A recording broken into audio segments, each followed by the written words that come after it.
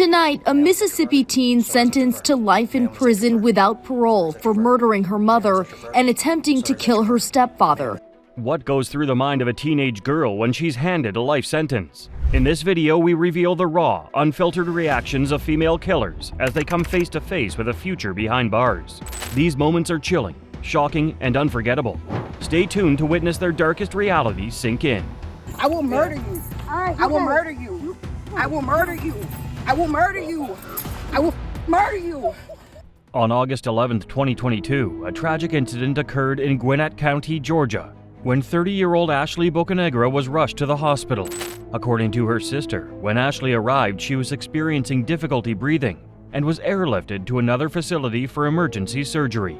Unfortunately, she didn't make it, succumbing to her injuries. An investigation ensued, and detectives discovered that Ashley had been the victim of a brutal assault that led to severe injuries. Her ribs were fractured and her liver was damaged, ultimately leading to her death. The detectives' investigation led them to an apartment complex in Beaufort, Georgia, where they apprehended two suspects: 27-year-old Antonetta Stevens from Beaufort and 17-year-old Janine Gonzalez from New York. We just got another call about it. So I guess the girl went to the hospital and she died. She died. She's dead. Antonetta told detectives that she was dating Janine's brother, only to discover that he and Ashley had been in a romantic relationship. And not only had her boyfriend been cheating on her, but he had a 7-year-old child with Ashley. According to Antonetta and Janine, an altercation began when Ashley arrived at the apartment complex looking for Janine's brother. However, when the detectives review Antonetta and Janine's cell phones, the images, videos, and text messages tell a different story. The evidence suggests that Ashley's killing was far more deliberate than the two initially claimed. Yep, this is what we do. If I get mad and he knows I'm leaving, he feels sad. He says, I'll let you her up. That's what I'm doing.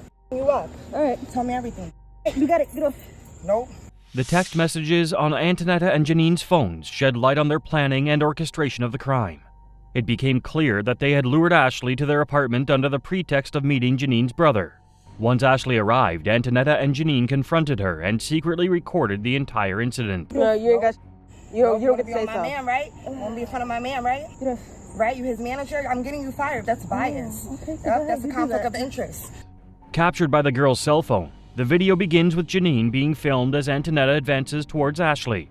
With brutal force, Antonetta grabs hold of Ashley's hair and forcibly pushes her down. As Ashley struggles to regain her bearings, Antonetta repeatedly punches her in the face, causing her to cry out in pain. You're f***ing my while he's on the clock. My going there trying to ruin his family. He has a whole son. You're mad for him? Okay. Janine is then seen joining in on the violence, delivering a series of kicks to Ashley's side. Throughout the ordeal, Janine can be heard taunting Ashley, threatening to kill her no fewer than 5 times. For sure, you know? Yeah. So Antoinette just sent the message I'm first? positive myself. I'm positive. But yeah, I don't know if there's any messages sent to that lady. Janine Gonzalez and Antonetta Stevens were charged with robbery, battery, and felony murder. When the detectives confronted Janine, despite her being only 17 years old, she displayed a cold and callous demeanor. She laughed even though an innocent woman was dead and her nephew, only 7 years old, was left without a mother. Janine Gonzalez started her court appearance in tears before a Gwinnett County police officer laid out the murder charge against her. During one of Janine's pretrial hearings, she was visibly distressed as the judge laid the case against her. The evidence against her was overwhelming, and the prosecution was determined to prove that Janine was not only an accomplice but also a willing participant in the murder of Ashley. Janine's defense attorneys argued that she was a bystander, but the clear imagery on the video contradicted these claims. The footage clearly showed Janine actively participating in the assault, leaving no room for doubt as to her involvement. Gonzalez's attorney argued that she was practically a bystander. Given that, I think the case ought to be bound over as involuntary manslaughter and not as felony murder. Janine's defense team also argued that she should be tried for involuntary manslaughter rather than felony murder. However, the prosecution had strong evidence from Ashley's text messages that implicated Janine in the assault. In a message to her boyfriend, Janine's brother, Ashley wrote, "I was fine until your sister kicked me in the chest and back area." The message provided a crucial link between Janine and the injuries sustained by Ashley. Despite the efforts of Janine's attorneys, she was eventually convicted of voluntary manslaughter and robbery by force. Alongside Antonetta, Janine was sentenced to serve a 20-year sentence in Arundel State Prison. While Janine's actions were severe, our next case centers on a daughter who took her own mother's life. Rebecca Walker and Gavin Smith were teenagers in love, but their parents were strongly opposed to their relationship. As a result, they were forbidden from seeing each other. Despite this, the couple defied their parents' wishes and continued to meet and communicate with each other secretly. Through text and video chats, they maintained a bond that grew stronger with each passing day. Over time, Gavin's frustration and anger became more evident. Sometimes he ran away from home, only to be brought back by the police. This constant cycle of running away and being caught only served to fuel his rage. According to Rebecca, Gavin's anger would escalate and he would express thoughts of wanting to kill his family. Rebecca, blinded by her own desire for love, agreed with Gavin's idea that they could be together by eliminating his family. They believed that by removing this obstacle, they could finally be free to pursue their love without interference.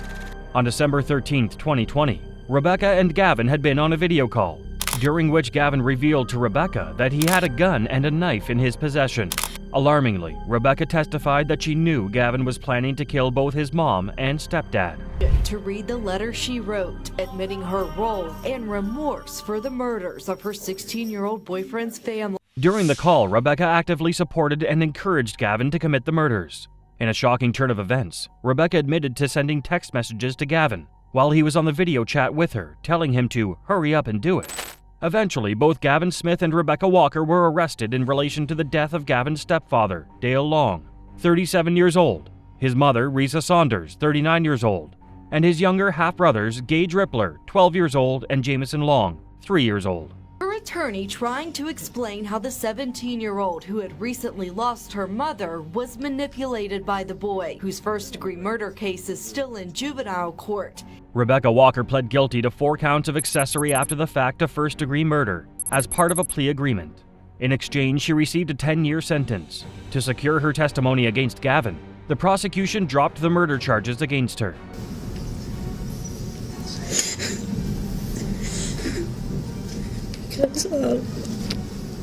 In 2022, Gavin's trial began, and Rebecca Walker was one of the first witnesses to testify against him.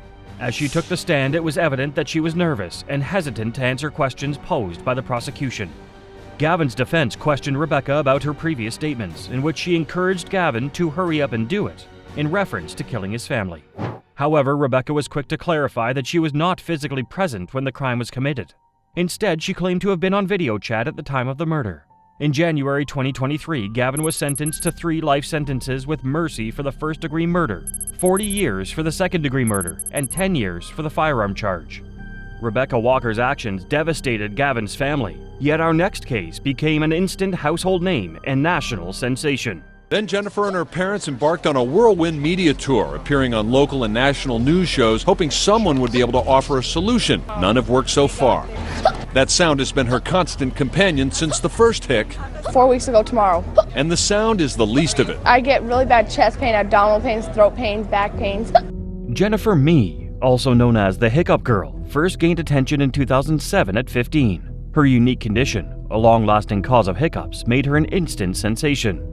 She appeared on several TV shows and became a household name, captivating audiences with her quirky personality and infectious laughter.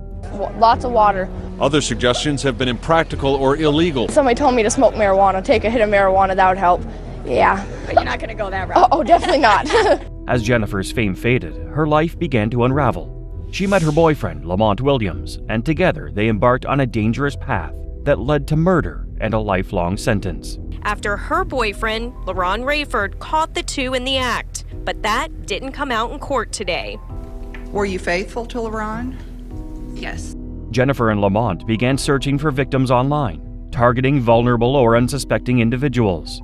They would befriend these individuals, gaining their trust, and then lure them to vacant homes under the pretense of a meeting or business opportunity. Once inside, Jennifer and Lamont would rob their victims at gunpoint. Jennifer Mee appeared on closed-circuit TV for less than 30 seconds. By the probable cause, your bond is currently 0. Can you afford a lawyer to help you? No. However, on October 8, 2010, their plans went tragically awry. Jennifer, Lamont, and their accomplice, LaRon Rayford, lured 22-year-old Shannon Griffin to a vacant house in Tampa, Florida. Once inside, the 3 teenagers robbed Shannon, and he was fatally shot 4 times with a .38 caliber handgun. Through meticulous detective work, police were able to uncover incriminating evidence, leading to the arrest of Jennifer, Lamont, and LaRon.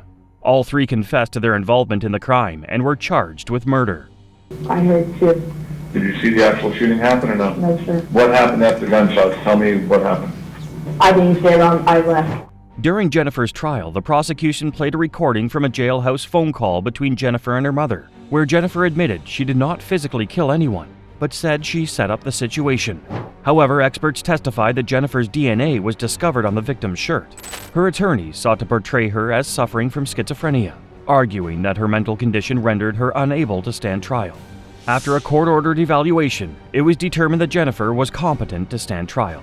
You can see that Mee broke down right as that verdict was read. She was obviously hoping that the jury would convict her on a lesser charge, perhaps accessory to murder or manslaughter. Now, though, she'll spend the rest of her life behind bars. In 2013, 3 years after Shannon was killed, Jennifer was found guilty of first-degree murder and sentenced to life in prison without parole. Her accomplices were also convicted and received life sentences. The public was in disbelief that the internet sensation Hiccup Girl had been convicted of such a heinous crime.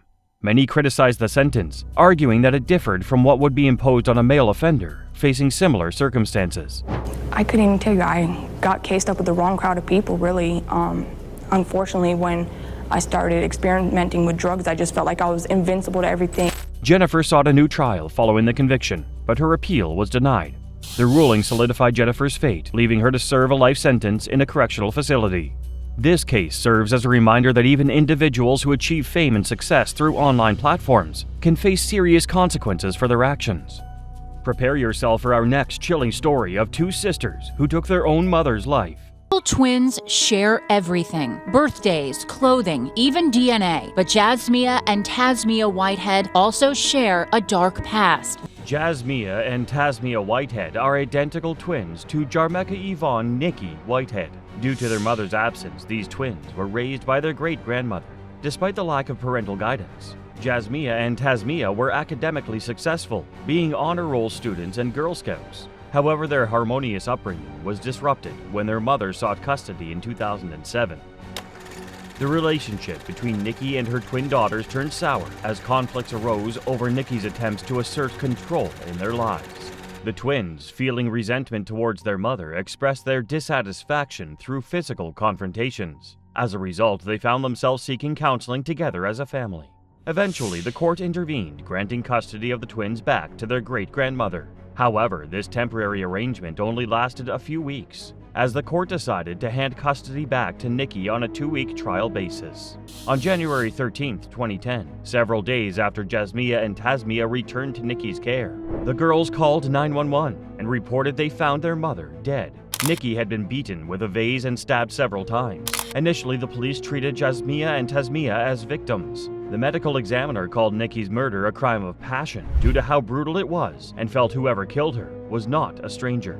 After Nikki's murder, the detectives investigated her boyfriend as a suspect. However, he was ultimately cleared through DNA testing. It wasn't long into the investigation of Nikki's murder that Jasmia and Tasmia's lie unraveled. Bite marks and other injuries on the girls' bodies implicated them in their mother's murder. The twins began to tell the truth and said their mother, Nikki, threatened them with a pot on the stove, and a fight ensued. Jasmia admitted to breaking a vase over her mother's head, while Tasmia said she used the pot to attack her mother. They explained that their mother, who had a knife, started to stab them. As the assault on Nikki continued, her twin daughters overpowered her and dragged her to the bathtub, where she ultimately died. On May 21, 2010, Jasmia and Tasmia were charged with murder. Everyone was shocked that such innocent-looking twin teenage girls could commit a crime as horrific as what happened, especially to their mother. The type of murder that the twins committed is called matricide. Matricide refers to the act of murdering one's mother. It is a particularly heinous crime. In 2014, Tasmia pleaded guilty to voluntary manslaughter, making false statements and possession of a knife during a crime. The judge sentenced Tasmia to 30 years in prison and is currently serving her sentence in Arundel State Prison. 1 month later, Jasmia pleaded guilty to the same charges as her twin sister, and she is also serving her 30-year sentence in Pulaski State Prison. Jasmia and Tasmia sealed their mother's fate, but 16-year-old Rachel Shove turned friendship into murder. I'm so sorry. don't know if there's a proper way to make this apology because there are not even words to describe the guilt and remorse that I feel each day for what I've done. This is Rachel Schoaf, and she's charged with the murder of Skylar Neese when she was only 16 years old. On July 6, 2012, 16-year-old Skylar Neese disappeared from her home in Star City, West Virginia, and was not found until January 16, 2013. Unfortunately, only Neese's body was found with the help of one of the murderers, Rachel Schoaf. The other person who was charged with the murder of Neese was Sheila Eddy. Schoaf and Eddy were friends with Neese until their friendship turned sour. According to Schoaf's confessions, the motive for murdering Neese was that they didn't like her and didn't want to be friends with her anymore. The surveillance of the apartment where Neese lived showed that Neese left her home at 12:30 a.m. through her window and entered into a sedan with Schoaf and Eddy. That was the last time anyone besides Schoaf and Eddy saw Neese alive.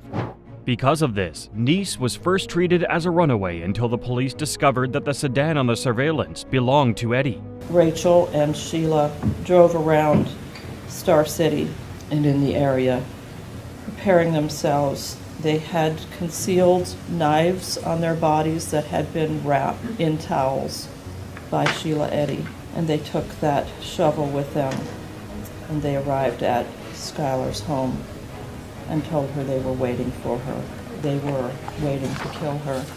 When Schoaf and Eddy were questioned, they said they had hung out with Neese but dropped her off at home an hour after they left.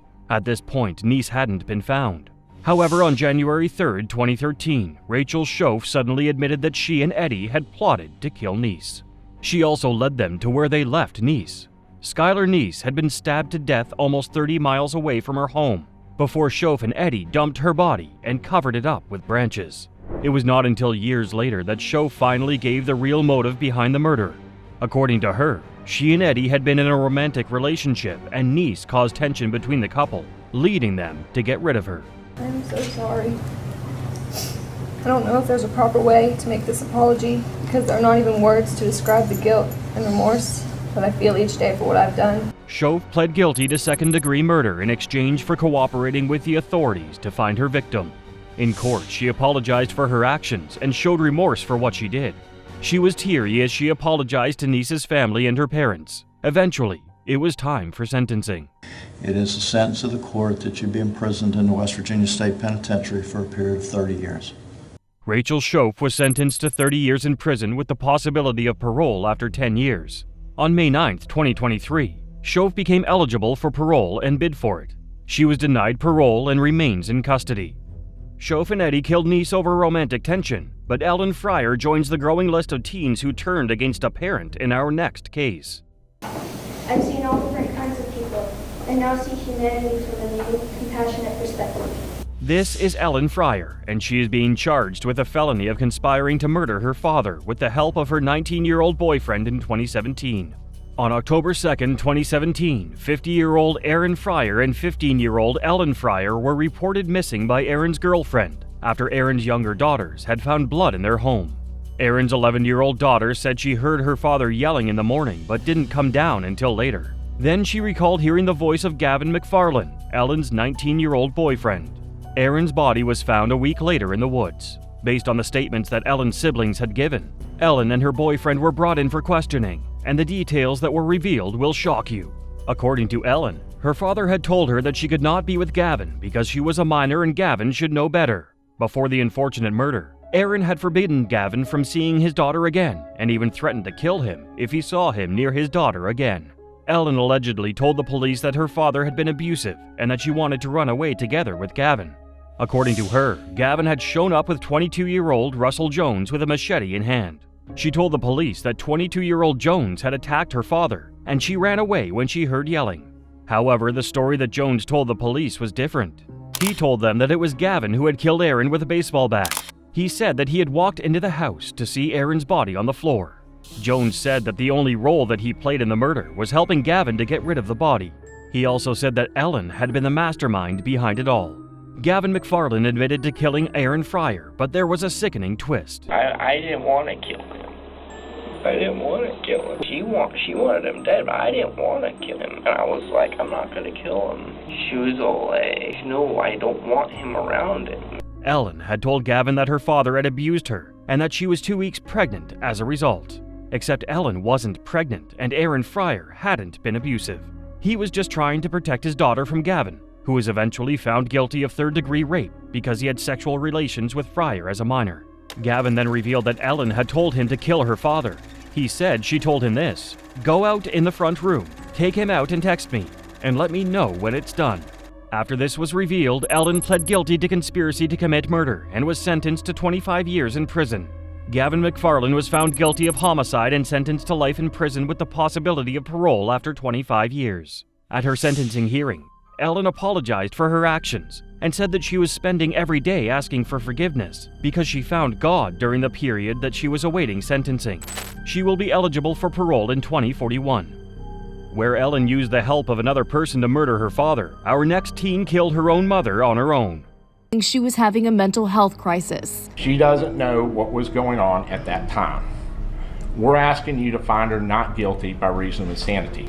Prosecutors say she shot her mother, Ashley Smiley, a 40-year-old high school math teacher, in the face. On March 19, 2024, a friend of 14-year-old Carly Gregg reached out to Ashley Smiley, Carly's mother, expressing concerns about her daughter's excessive use of marijuana. The friend revealed that Carly had been indulging in the drug and using burner cell phones, raising alarms about their well-being. Determined to act, Ashley decided to confront her daughter about the rumors. After speaking to Carly's friend, Ashley made her way to Carly's bedroom. What she discovered there shocked her. Several vape pens lay scattered across the bedroom. Alarmed, Ashley quickly wanted answers.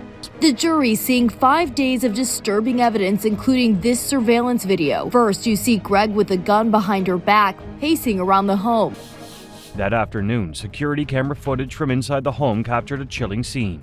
Carly, dressed in a Nirvana t-shirt, moved around the house, seemingly hiding something behind her back. It turned out to be a .357 Magnum handgun. As Carly walked out of view from the camera, the sound of 3 gunshots shattered the silence.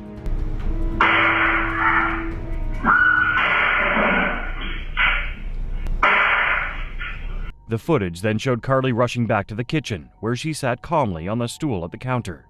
She took out her phone and texted a friend, asking them to come over because there was an emergency. When Carly's friends arrived at the house, Carly asked them if they had ever seen a dead body.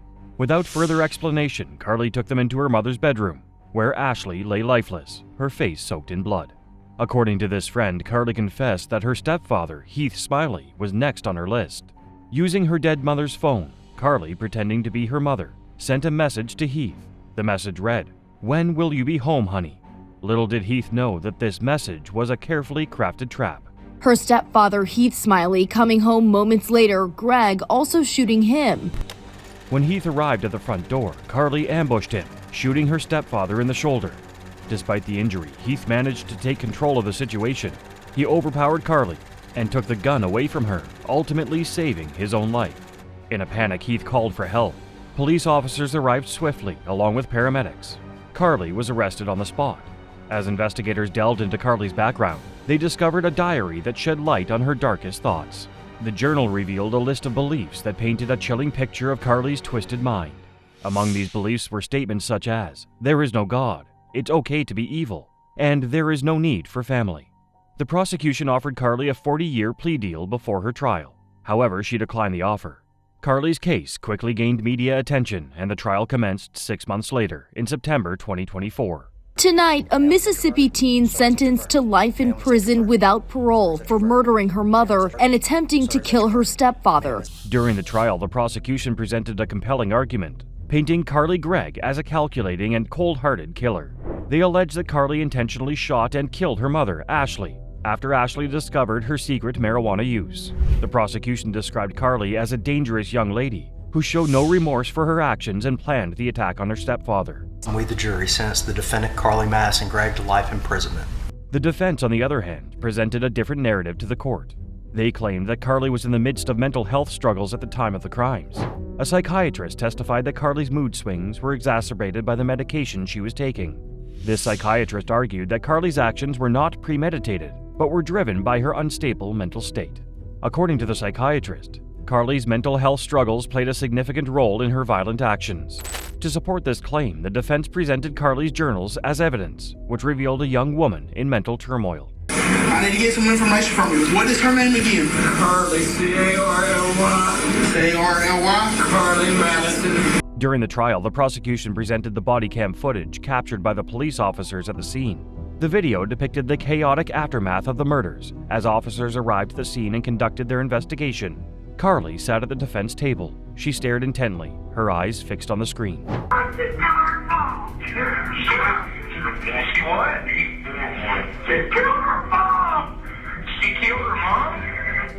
As Carly watched the footage, tears welled up in her eyes.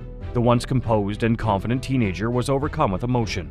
One of the key witnesses in Carly's trial was her stepfather, Heath. Went off in my face before the door was, I don't know, 3 or 4 inches wide open. Heath testified about the tragic events that led to his wife's murder. He stated that despite Carly's actions, he still had a good relationship with her. This statement shocked the public, as it seemed incomprehensible that he could maintain a bond with someone who had shot him and taken the life of his wife. In their closing argument, the prosecution reminded the jury that Carly knew the difference between right and wrong when she committed the murder. After careful consideration, the jury deliberated for less than 2 hours before delivering their verdict. They returned a guilty verdict, finding Carly guilty beyond a reasonable doubt. Carly, who was only 15 years old, was found guilty of first-degree murder. Speaking to WLBT in an exclusive interview, Kevin Gregg, Carly's biological father, said he was embarrassed, angry, upset, and very sad about his daughter's actions. Currently, Carly is being held in the Youthful Offender Unit at the Central Mississippi Correctional Facility. The defense attorneys have indicated that they plan to appeal Carly's conviction. However, given the severity of her crime and the public outcry, it seems unlikely that the appeal will successfully overturn the verdict. Up next is Sierra Halseth, who, along with her boyfriend, conspired to kill her own father. They look like young sweethearts just goofing around until this chilling boast. Day 3 after murdering somebody. Whoa! Don't put that on the camera. They admit to committing a murder. Sierra was the youngest child born to Daniel and Elizabeth Halseth. In 2006, Sierra's mother, Elizabeth, became involved in local politics, and several years later, she won a seat in the Nevada State Senate. Eventually, Elizabeth and Daniel separated, and Sierra moved to Alaska with her mother. However, she returned to Nevada and formed a relationship with her father. During the height of the COVID-19 pandemic in June 2020, Sierra was in a difficult situation. The teenager refused to return to her mother and stepfather's home, claiming she feared her stepfather. Things quickly escalated, and Sierra defied a court order to run away to her father's house. Sierra's defiance escalated, and her relationship with her father, Daniel, became strained. Daniel, a loving parent, tried his best to support his daughter, but she refused to listen. Despite Daniel's efforts to maintain a positive relationship, Sierra's behavior grew more rebellious and defiant. As time went on, Sierra's behavior took a darker turn. She began associating with an 18-year-old man named Aaron Guerrero. Despite his age, Sierra fell deeply in love with the young man. However, her father, aware of the potential dangers of such an age gap, banned her from having contact with Aaron. With their love for one another burning strong, Sierra and Aaron devised a plan to be together. They decided they could only be together by eliminating Daniel from their lives. On April 8, 2021, they shopped for gloves, bleach, and saws, effectively creating a murder kit. The following morning, when Daniel's mother was unable to contact him, she sent a friend to perform a welfare check on him. Little did she know that this check would uncover the devastating truth. When the friend arrived at Daniel's home, they found the front door unlocked, and upon entering, discovered Daniel's lifeless body. An autopsy would later determine that Daniel had been stabbed over 70 times. When crime scene investigators arrived at the scene, they discovered knives in the kitchen sink and a chainsaw on the living room floor. 4 days after the murder, Sierra and her boyfriend Aaron were tracked down and apprehended in Utah. Upon examining their phones, investigators discovered a video of the two laughing about killing Sierra's father. This chilling footage served as damning evidence against them, confirming their guilt in the minds of investigators. Sierra and Aaron were both arrested and charged with Daniel's murder. During their interrogation, Aaron admitted that he and Sierra had plotted to carry out the murder because Sierra said her father was abusive. However, Daniel's loved ones adamantly denied claims that Daniel had ever mistreated his daughter. In May 2022, Sierra and Aaron pleaded guilty to murder and a slew of other charges related to the murder. During the sentencing hearing, Aaron apologized for his actions, expressing regret for the pain and loss he had caused. However, Sierra remained silent, choosing not to address the heinous crime she had committed. The judge sentenced Sierra and Aaron to 22 years to life in prison. Sierra is serving her sentence at the Florence McClure Women's Correctional Facility in Nevada. Sierra Halseth's chilling role in a brutal murder shocked many, but Samantha Griggs' involvement in a heinous crime is just as disturbing. Just a year and a half ago, this high school band called Undecided was rocking a summer festival in Ann Arbor. Everything was looking up for them and lead singer Sam Griggs. Samantha Griggs was an 18-year-old senior at Saline High School in Michigan when she found herself involved in a tragic incident that resulted in the murder of a 19-year-old man. The fateful night began in February 2014 when Samantha, accompanied by two of her friends, Brendan Heim and Tyrell Braderners, drove to East Lansing, Michigan to meet Dustin Froka for a drug deal. However, their true intentions were to rob Dustin. Driven to gain quick money, Samantha agreed to serve as a getaway driver. As the trio approached East Lansing, they encountered Dustin, who willingly entered Samantha's Ford Explorer. Dustin was a student at Michigan State University. He studied marketing, was an up-and-coming rapper, and was the father of a 10-month-old daughter. However, at the time, Dustin was struggling with substance abuse. People who knew Dustin spoke to reporters with the Lansing State Journal and said that despite signing to a record label, he had been on a downward spiral since the fall. Unbeknownst to Dustin, his fate was already sealed when he entered Samantha Griggs' Ford Explorer. During the drive, the two teenage boys in the back seat with Dustin started to beat him, causing multiple skull fractures with brass knuckles. The violence escalated quickly, fueled by anger and greed. To escape, Dustin jumped out of the car, traveling up to 45 to 60 miles per hour. Unfortunately, his desperate attempt to escape ended in tragedy. After the incident, Dustin's lifeless body was discovered along the interstate.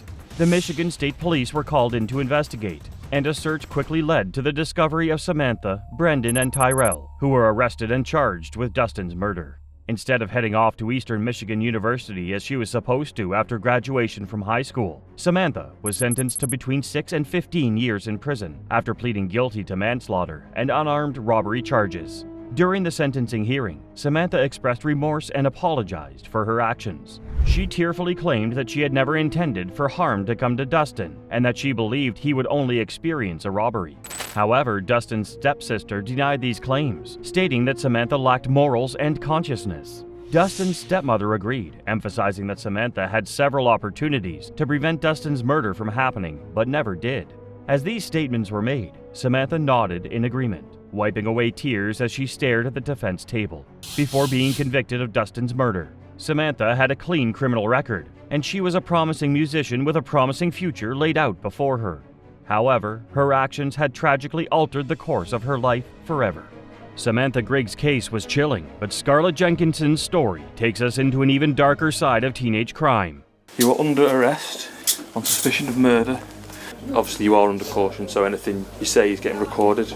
Okay? If me being suspect is because I was the last person seeing the role, And at Brianna's school, her head teachers said they would do their utmost for pupils at what she called a difficult and distressing time.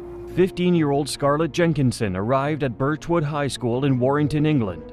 At first glance, Scarlett appeared to be quiet and polite, but unbeknownst to most of her classmates, she had a dark history that would soon come to light. During the fall term of 2022, Scarlett found herself embroiled in controversy at her former school. Allegations emerged that she had brought cannabis edibles onto the playground, resulting in a child being hospitalized. Despite initial denials, the evidence against her was overwhelming, and she was soon expelled from her previous institution. Hoping for a fresh start, Scarlett transferred to Birchwood High School. Initially, she seemed a model student, performing well academically and maintaining a positive attitude. However, cracks began to appear, and it soon became apparent that Scarlett's attendance was slipping. As a result, the decision was made to send her back to her old school. Brianna was 16 when she died. The court heard that although she was born male, she was living, dressing, and referring to herself as female. The girl who killed Brianna was fascinated by her. At Birchwood, Scarlett met a 16-year-old girl named Brianna Gay. Brianna was a remarkable person who had come out as transgender when she was in 8th grade. She had bravely embraced her identity, wearing pants instead of the uniform skirt and experimenting with wigs, before eventually transitioning to hair extensions and hormone treatment. As a trans girl, Brianna exuded confidence and pride and gained a significant following on TikTok. Brianna, who suffered from anxiety, had texted her mother, "I'm on the bus by myself and I'm scared," as it was not a thing she would normally have done alone. "Well, that's well good," Miss Jai replied, proud that her daughter had got out of the house to socialize. Even though Brianna received negative comments from certain people, Brianna remained strong and resilient. She found solace in her followers, who supported her and celebrated her authenticity. Despite the acceptance of her gender identity by peers at her high school, Brianna faced challenges with her mental health and a diagnosed eating disorder. The COVID-19 pandemic further exacerbated her difficulties, leaving her feeling isolated and alone. Brianna's mother described her as vulnerable, making her the perfect target for Scarlett Jenkinson. Due to Brianna's diagnosed learning disabilities, she had personalized lessons in Birchwood's inclusion room. It was in this room that Brianna and Scarlett initially connected. They shared a common bond, as they were ostracized by their peers and sought solace in each other's company. Over time, Brianna and Scarlett started spending their free time together. They would occasionally meet after school. However, Scarlett had a reason for befriending Brianna. Scarlett's true intentions were sinister. She had devised a plan to kill Brianna, and she needed an accomplice to carry out her disturbing scheme. Enter Eddie Ratcliffe, a 15-year-old boy who had known Scarlett since they first met in the 7th grade. Scarlett saw an opportunity to manipulate Eddie and recruit him into her deadly plot. She knew that Eddie's impressionable nature and lack of judgment made him the perfect pawn in her twisted game.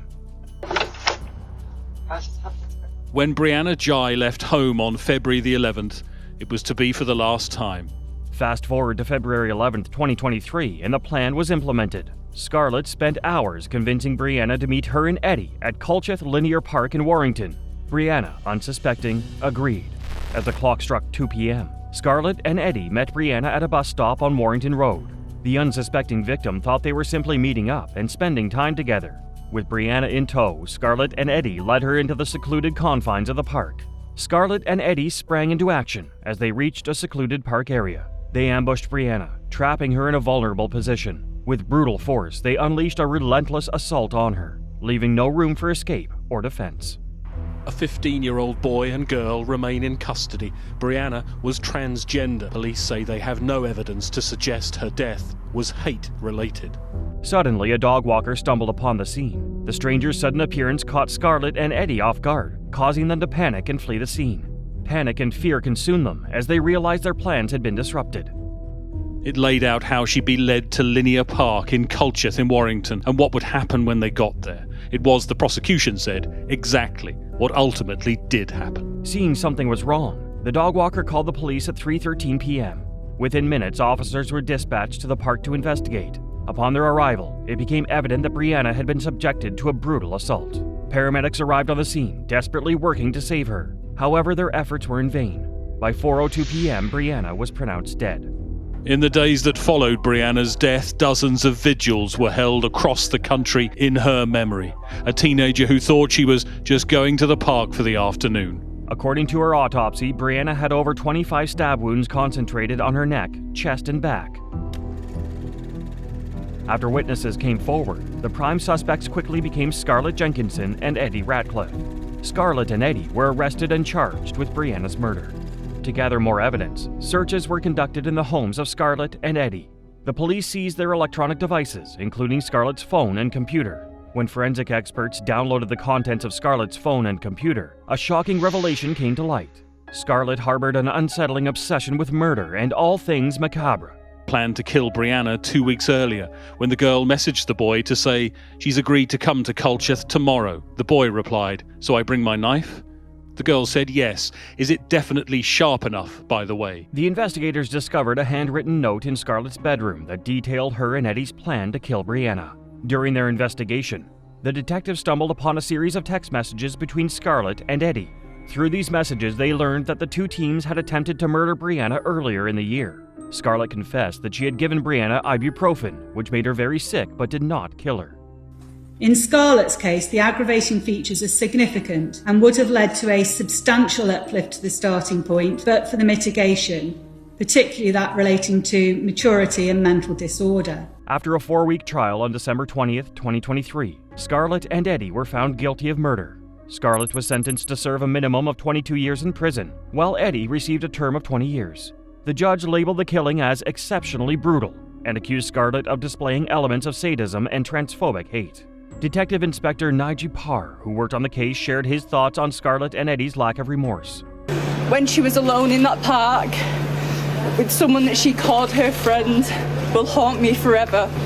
Prior to the trial, I had moments where I felt sorry for the defendants. Scarlett's family expressed gratitude for Brianna's mother's selflessness and empathy throughout the ordeal. They acknowledged the unimaginable pain she had endured, sharing that their last year had been beyond their worst nightmare. During an inquest into Brianna's murder, Eddie's mother spoke to defend her son, stating that he was a good child with good morals and a loving, caring family supporting him.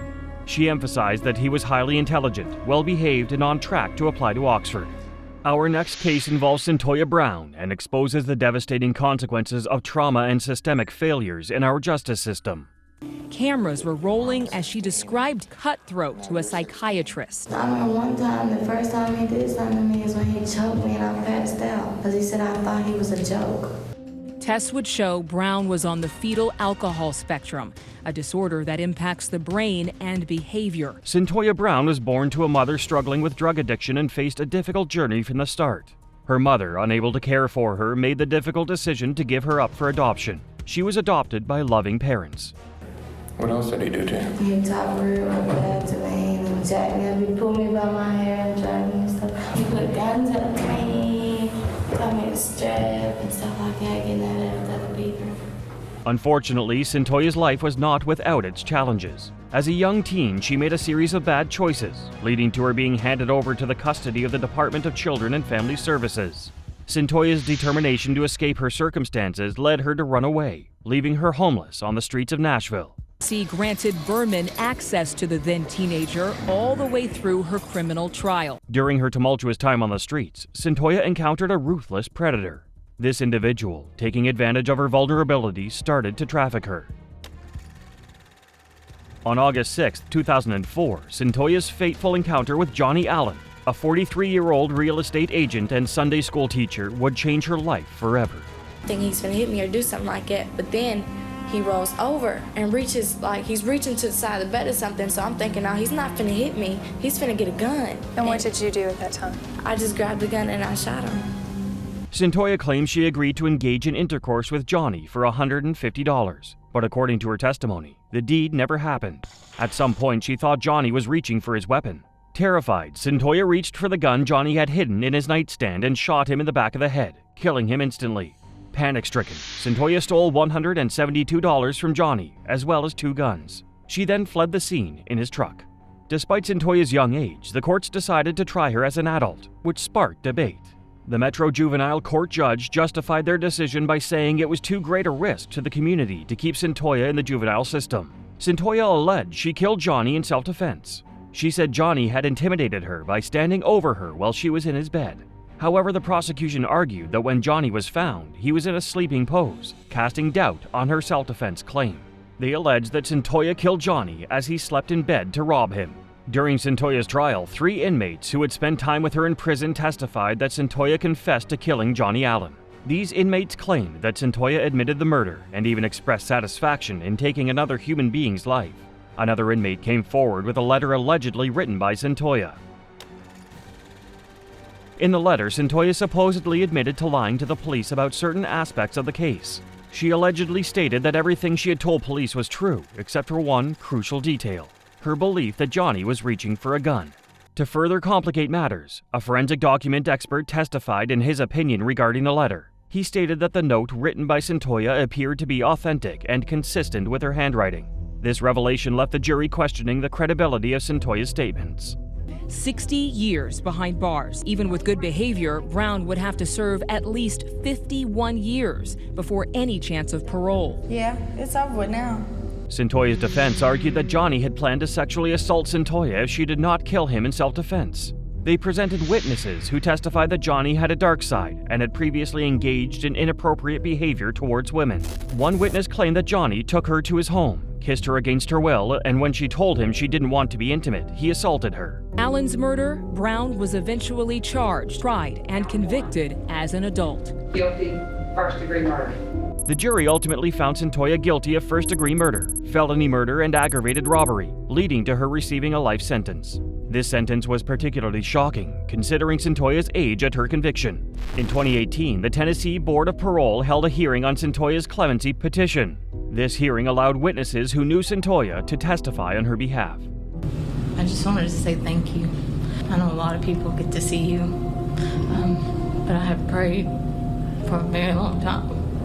Cyntoia's hearing took place on May 28, 2018, with Cyntoia's fate hanging in the balance. After months of deliberation, on January 7, 2019, Cyntoia's sentence of life in prison was commuted to 15 years plus 10 years of supervised parole. This significant decision marked a turning point in Cyntoia's life, offering her a chance at rehabilitation and reintegration into society. The judge presiding over the case stated that transformation should be accompanied by hope, echoing the importance of second chances and the potential for redemption. Johnny's family, devastated by the loss of their son, strongly disagreed with the decision to allow Cyntoia to walk free. They believed that justice had not been served and that her life sentence should have been upheld. The officers involved in the case shared the same sentiment, believing that Cyntoia's release was a miscarriage of justice. She is someone that has completely rehabilitated herself. The president granted Johnson's pardon, saying those who pay their debt to society and better themselves in prison deserve a second chance. Since her release, Cyntoia Brown has become a prominent figure, using her voice to raise awareness about domestic minor sex trafficking and the criminal justice system's treatment of young offenders. She has been the featured keynote speaker for different groups nationwide, captivating audiences with her story of survival and resilience. As we turn from the chilling case of Cyntoia Brown, prepare to meet Amber Wright. Family showed baby pictures of Seth. Kyle Hooper himself took the stand. 15-year-old Seth Jackson lived in Bellevue, Florida, and dated 15-year-old Amber Wright for 3 months. However, unbeknownst to Seth, Amber had also been seeing 18-year-old Michael Bargo. This love triangle created intense jealousy and resentment, becoming a full-blown toxic dynamic between Seth and Amber. In March 2011, Seth and Amber decided to end their relationship. However, since this was the age of social media, Facebook played a crucial role in the aftermath. Both Seth and Amber took shots at one another, exchanging insults and fueling the flames of their broken relationship. And then Amber Wright started dating Michael Bargo. When Amber was with Michael, she would lie and tell him that Seth had harmed her. This false information enraged Michael, and on one particular day, he confronted Seth in their yard, threatening him with, "I have a bullet with your name on it." And Michael Bargo started talking about, we need to kill Seth Jackson. Nobody likes him. We need to kill him. On April 17, 2011, Michael approached Amber's brother, 16-year-old Kyle Hooper, and told him that they needed to kill Seth Jackson. Michael then recruited 20-year-old Justin Soto and 18-year-old Charlie Ely to assist him in the murder plot. He was shot once, but he got out and he made it almost to the road. That night, Amber reached out to Seth, urging him to meet her at Charlie's house. Seth, sensing a trap, hesitated at first, but Amber reassured him that they just wanted to discuss the possibility of getting back together.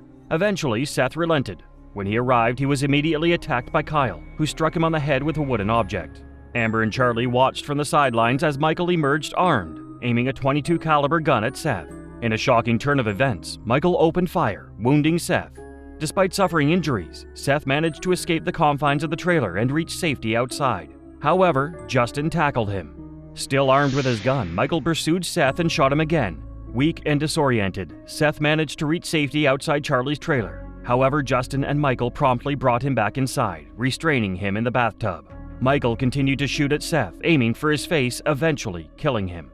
They burned the body, and to me what made it atrocious is that they sat out there and basically treated it as if a bonfire was a party. All of them sat outside. Michael and Justin took Seth's lifeless body and put it in a sleeping bag, and then threw it into a fire. They watched as flames consumed the body, eventually erasing any trace of their crimes. The group used bleach to clean the crime scene and shoveled the remains from the fire into 3 buckets. Amber Wright and Kyle Hooper's mother's boyfriend played a crucial role in covering up the crime, taking the buckets of Seth's remains and transporting them to a rock quarry in Ocala, Florida. People are gonna fucking hate us for this. People that don't even know us are gonna be looking for us if we get out of this. Why? There's a fucking 15-year-old kid murdered. After Seth's disappearance made the news, Kyle Hooper confessed to the murder, realizing the severity of the situation. Despite initially feigning ignorance, the 3 accomplices, when alone in the interrogation room, made incriminating statements that led detectives to the conclusion that they all played a significant role in what happened. have Mom in here while you talk to me about it. That's okay with you? Okay. Okay, Seth comes to the house. Seth knocked on the door and Charlie answered it, and she was like, well, what do you want? Everyone involved in Seth's murder was subsequently arrested, with Michael Bargo being sentenced to death. Amber, her brother Kyle, Charlie Ely, and Justin Soto were sentenced to life in prison. Amber's mother's boyfriend pleaded guilty to accessory after the fact, acknowledging his role in the cover-up. Amber was retried for Seth's murder in 2016 after an appellate court raised questions about the timing of her Miranda rights during the initial trial. Despite the guilty verdict, there was hope for a lighter sentence due to a technicality. However, the judge ultimately decided that Amber would continue to serve a life sentence, with the possibility of review in 25 years. Throughout the trial, Amber's family and prison ministry spoke glowingly about her personal growth and transformation since being behind bars. Amber herself addressed the judge, expressing her guilt and remorse for her actions. She assured the court that she was committed to becoming a better person. Our lives will never be the same, as we will never see our son grow up or have children. The events leading to the death of Seth Jackson were described as nothing short of despicable by the judge. Amber's actions left a lasting impact on Seth's family, and their pain was evident when they addressed Amber directly. Sonia Jackson, Seth's mother, expressed her hope that Amber would experience a lifetime of guilt, knowing that she had caused so much pain. Next, Julia Egler, a troubled teen, embarked on a deadly rampage, claiming the lives of her own mother and her boyfriend. What could be the motive behind what is truly a brutal, premeditated crime? It's kind of hard to comprehend why a daughter would kill her own mother, but what makes it even more confusing and disturbing is the disconnect. In July 2024, a shocking incident unfolded when 16-year-old Julia Egler called 911 to report an intruder breaking into her home. The dispatcher quickly sprang into action, attempting to gather as much information as possible. Julia described the alleged intruder as normal height, telling police it was that intruder who shot the teen's mother, 42-year-old Kelly McCollum, and McCollum's boyfriend, 22-year-old Matthew Zenrock, before eventually changing the story under pressure from detectives. As the situation escalated, Julia revealed a shocking turn of events. The intruder, she discovered, had gained entry by using a hammer in their backyard. Julia said she acted swiftly, grabbing the dogs and taking them to her room. However, as time went on, Julia started to panic. She informed the dispatcher that her mother, Kelly McCollum, and her mother's boyfriend, Matthew Zenrock, had been out shopping, and she anxiously awaited their return. I had to make a 911 operator believe someone had just broken into her house. In reality, Palm Bay police say 16-year-old Julia Egler had just brutally murdered her mother and her mother's boyfriend. Minutes later, police officers arrived to find the horrifying scene. Kelly and Matthew lay lifeless, covered in blood. The detectives began their investigation, meticulously piecing together the clues leading them closer to the truth. One name stood out as the investigation progressed: Kelly's teen daughter, Julia. Palm Bay were victims of a horrible crime. 38-year-old Kelly McCollum and 22-year-old Matthew Zenrock were found dead by police just after midnight on July 7th. The detectives quickly identified Julia as a potential suspect, and the evidence seemed to point in her direction. One of the turning points in the case came when investigators found a bloody shoe print impression that matched a pair that Julia owned. This discovery raised suspicions and cast doubt on her initial claim that an intruder was responsible. As the investigators examined the CCTV footage from the house's security cameras, they saw that the footage showed no intruder entering the house after Kelly and Matthew arrived home that night. Faced with overwhelming evidence, Julia finally confessed to the murders of her mother and her boyfriend. Julia explained that she had an issue with her mother dating Matthew, and she had decided to take action.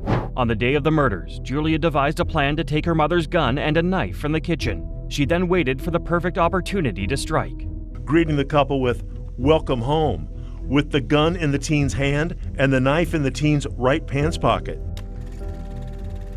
When her mother and Matthew arrived home, Julia eagerly awaited her moment. Julia unleashed her pent-up anger as her mother and Matthew opened the door. She shouted, "Welcome home," before shooting her mother several times. However, Julia's rage was far from sated. She turned her attention to Matthew, firing several shots in his direction. Matthew, terrified for his life, begged her to stop. Julia followed him into the bathroom, armed with a knife. She relentlessly stabbed him after the gun ran out of ammo. As time went on, Matthew's condition deteriorated. He begged Julia to take him out of his misery. Julia obliged. She walked into her mother's bedroom, loaded another round into the gun, and returned to the bathroom with the weapon in her hand. In the bathroom, Matthew lay helpless and weak. Julia, still consumed by her rage, pulled the trigger, delivering a final, devastating blow. A gunshot rang out, killing Matthew instantly.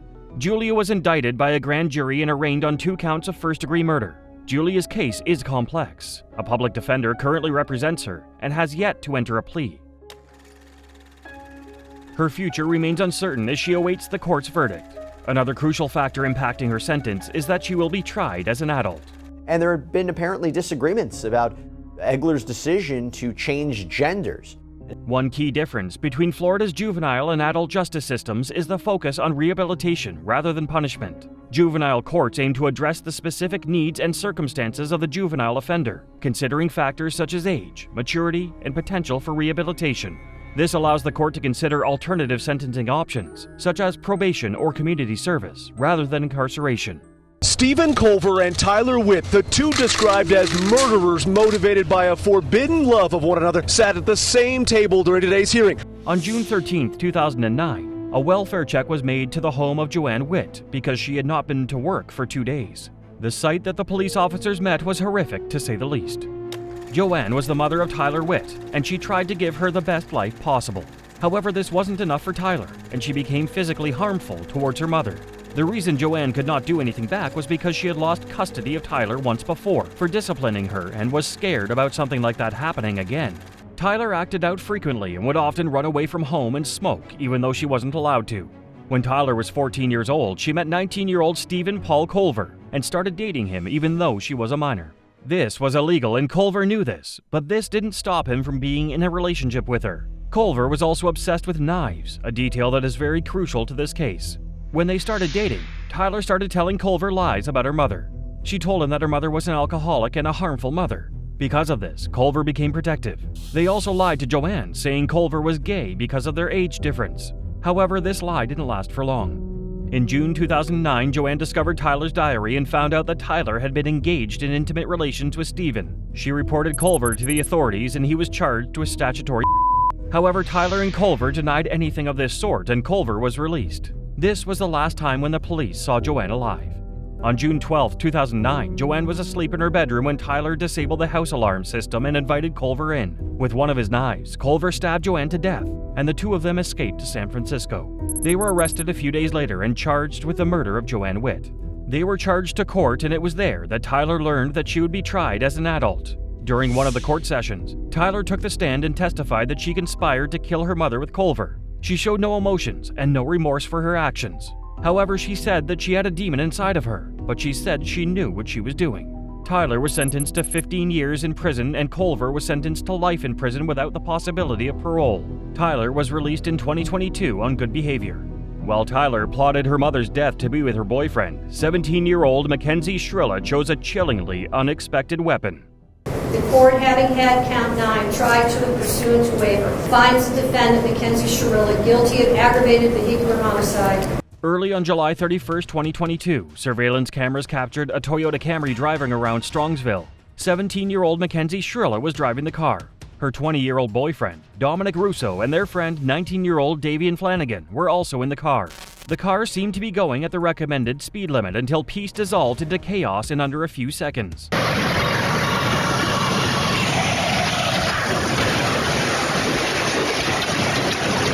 Mackenzie suddenly accelerated at over 100 miles per hour. The car veered off the road and smashed hard into the side of a building. The crash claimed the lives of Dominic and Davian instantly. Mackenzie, on the other hand, survived with injuries to her arms and legs. When police officers arrived, the scene they found was horrific.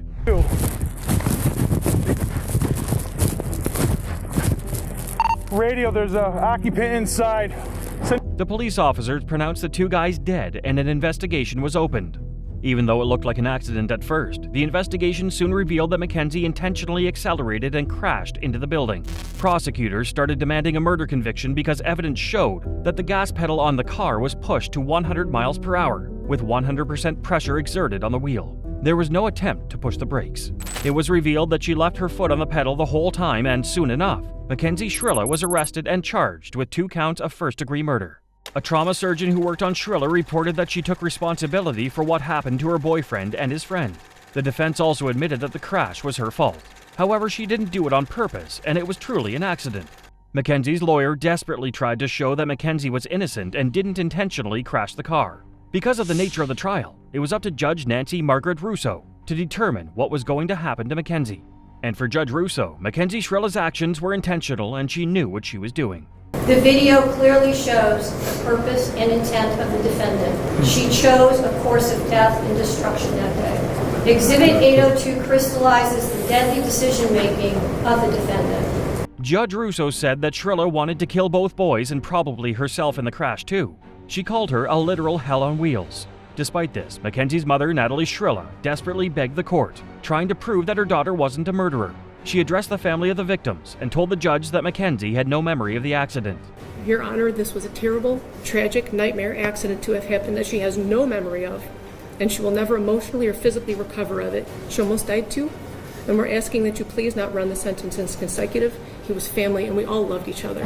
Ultimately, the decision came down to Judge Russo, and she presented the state's verdict.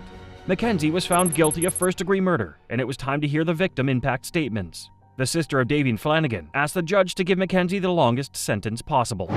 I would like you to give Mackenzie the longest possible sentence. Dominic Russo's brother also took the stand and let the court know that Mackenzie was the most selfish person he knew. Mackenzie's statement in the hospital to Detective Azu, "Can't you just take my license away for 10 years or something?" That statement is Mackenzie Shrilla. The most selfish person I know. Ironically, Dom was the most selfless person I know. Mackenzie also addressed the court and the families of her victims, apologizing to them while in tears. I wish I could remember what happened. I'm just so sorry. I'm heartbroken. I love Dom and Davian. We were all friends, and Dom was my soulmate. I wish I could take all your pain away, and I'm so sorry. Mackenzie was sentenced to 15 years to life in prison for the murder of Dominic Russo and Davine Flanagan. From the shocking case of Mackenzie Shrilla, we now confront the chilling story of Alyssa Bustamante.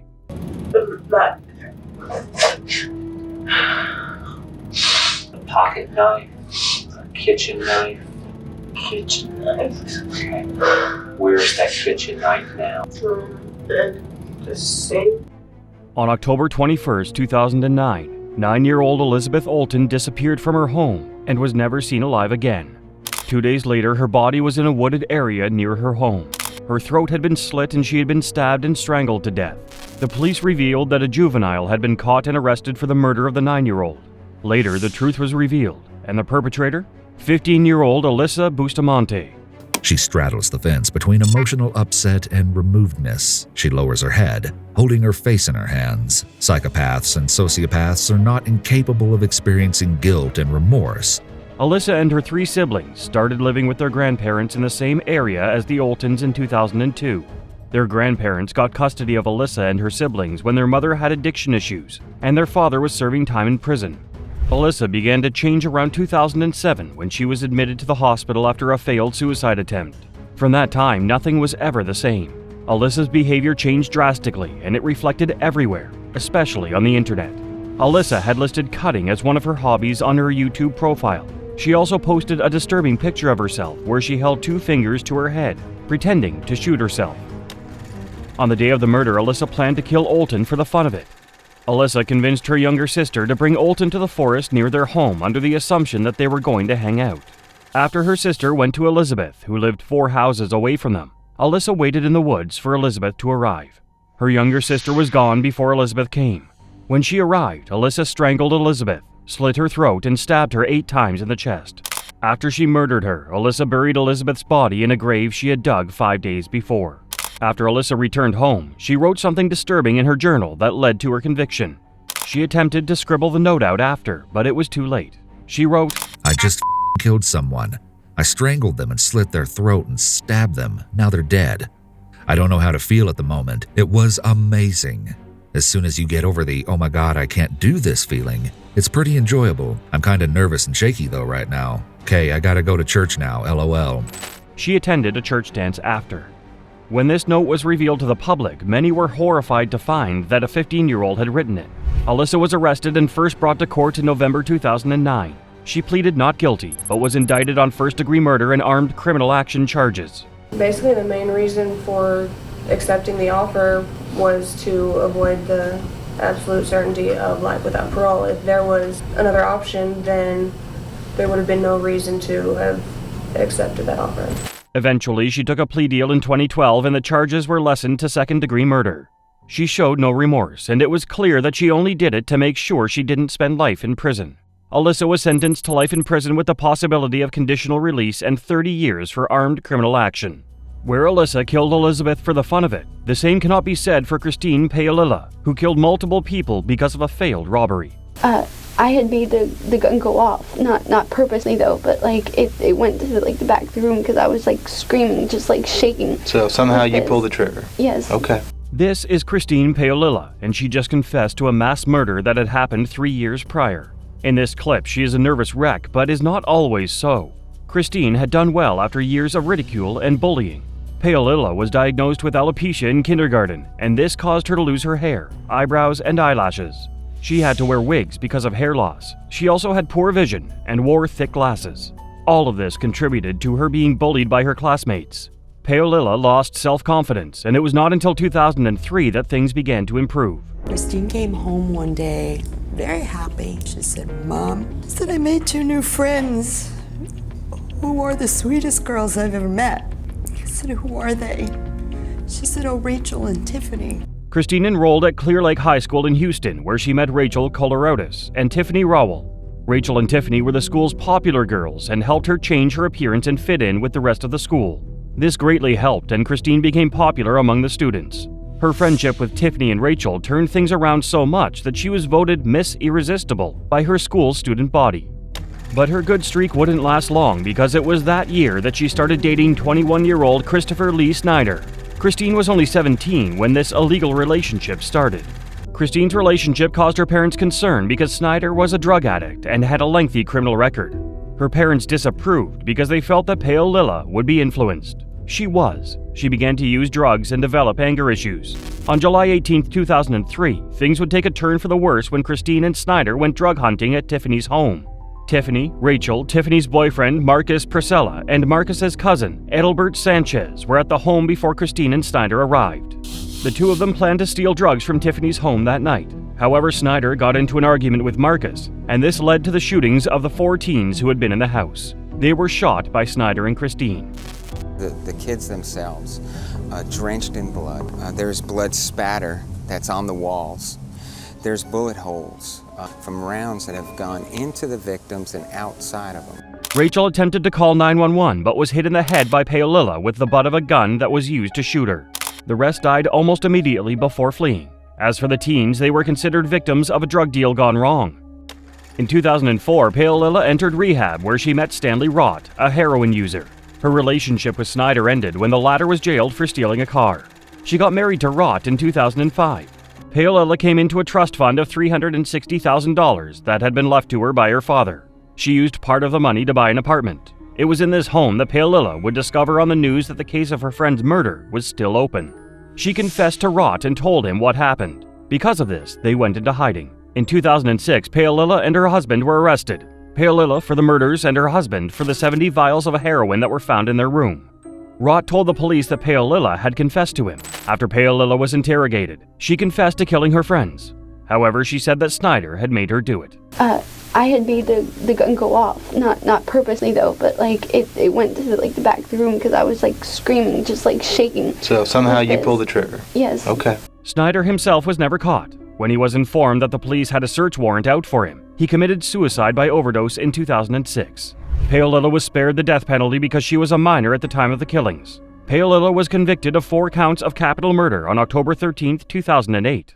On October 14th, she was sentenced to life in prison with a minimum of 40 years in prison. Following the disturbing case of Christine Paolilla, we now turn to the harrowing tale of Erin Caffey, a teenager whose betrayal led to unimaginable tragedy, shattering her family forever. He got tired of them bickering and said, "Just do it." Is that true? I'm sorry? Yes. 16-year-old Erin Caffey did the unthinkable because of love.